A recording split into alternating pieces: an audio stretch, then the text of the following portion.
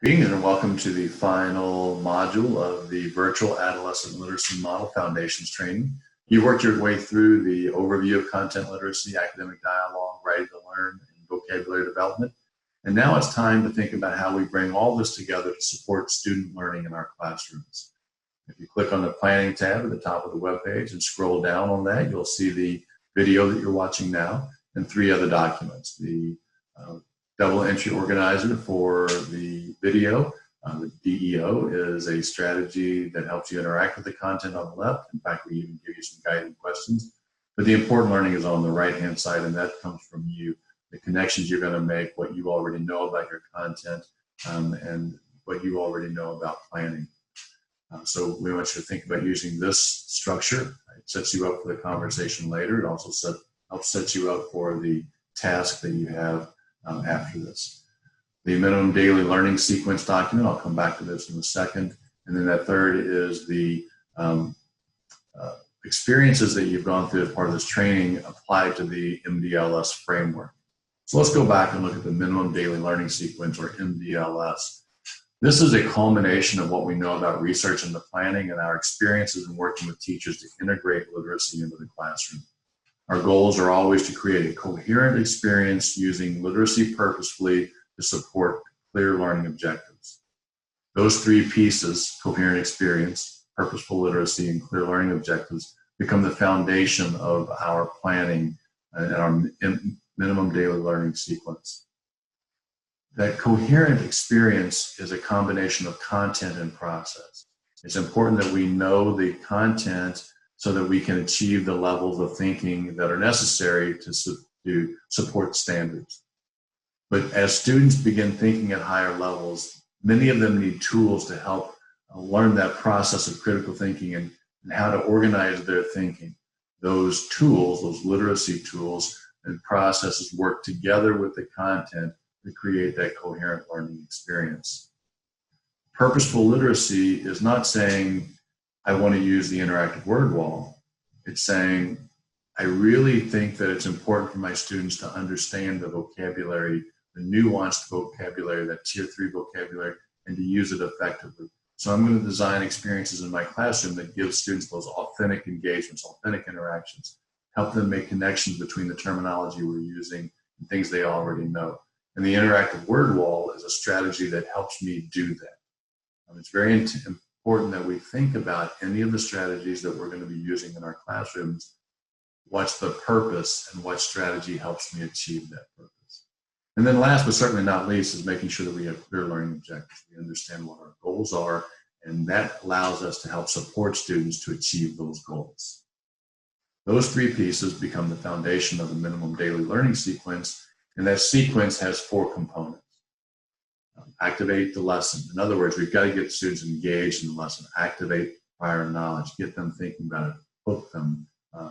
The research into rigor is very clear that you can't get to rigor unless you have student engagement. So it's important that we get the students thinking about the content right off the bat.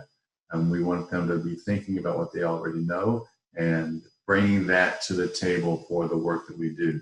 So doing some quick writes or having them talk with their partners is a way of thinking about that. The next component is, as we have new learning, we want to make sure the students have the tools necessary to wrap their understanding around.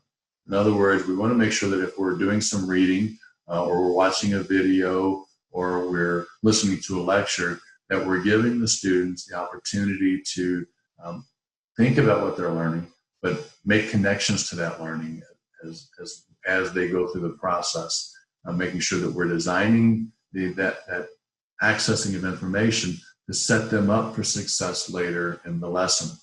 So for instance, if you're going to be watching a video and you're going to have students talk about it, you want to make sure that they're capturing some notes, citing what was said and when it was said, so they can use that as part of the discussion later.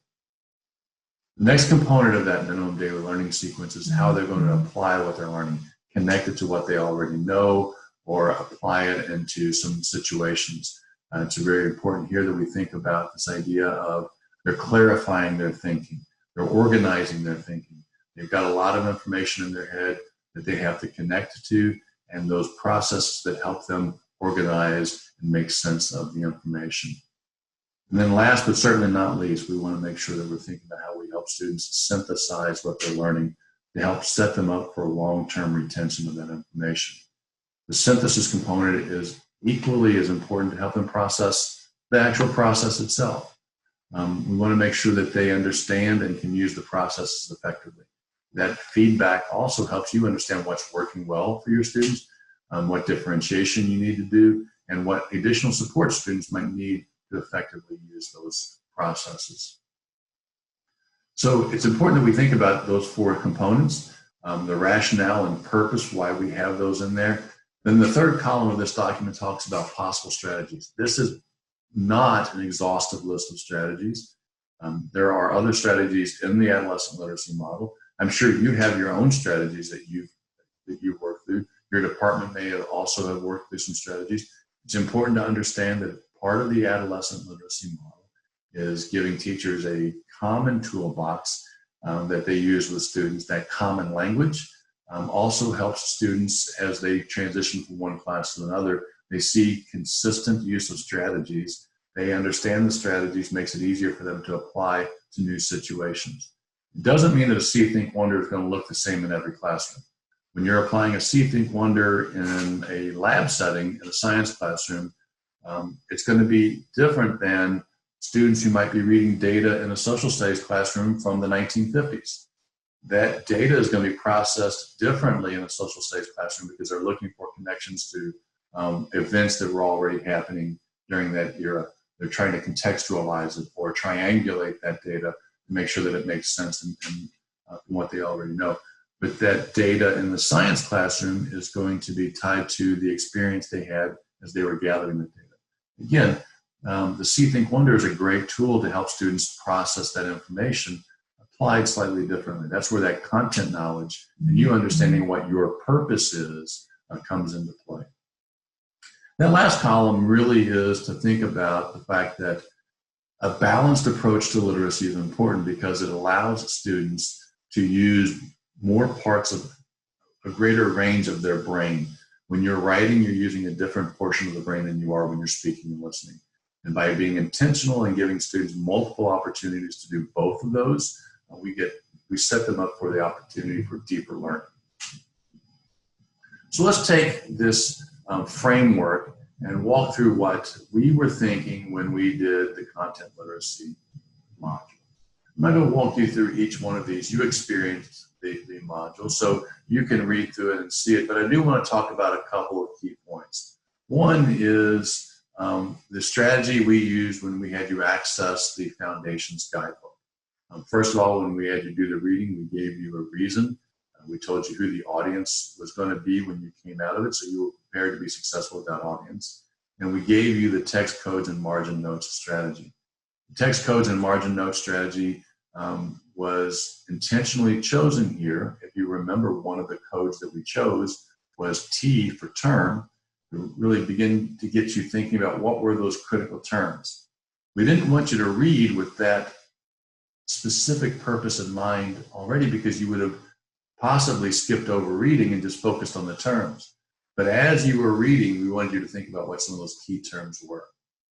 And then when you went back after the reading and you got to the second part where you're beginning to apply and process that information, then we gave you the alpha blocks where you began to identify those 5 key terms, came together with your peers and your partners on your team to think about what were the patterns that you were seeing. A lot of times when we do this with teachers, we see them think about, well, there were terms that were focused on student actions, some terms focused on teacher actions, and a lot of terms were focused on both. Really beginning to think about this idea of, as I'm planning instruction in my classroom, what are the teachers doing, what are the students doing, and how do we support students in being successful as they use those new terms, those new strategies in the classroom. And then last but certainly not least, we got to the synthesis piece. We had you do a quick write. Why and how is content literacy important to student success in my classroom?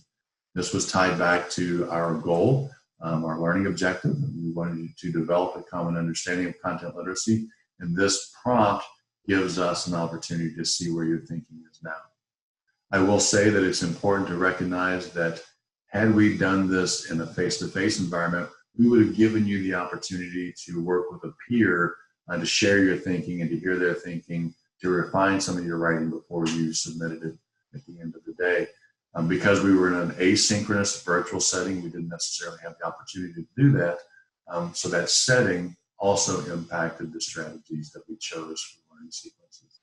So again, we want to think about purpose first, making sure that we hook and engage the learners in the process, give them the tools necessary to be successful, and making sure that we're using a balanced approach to literacy.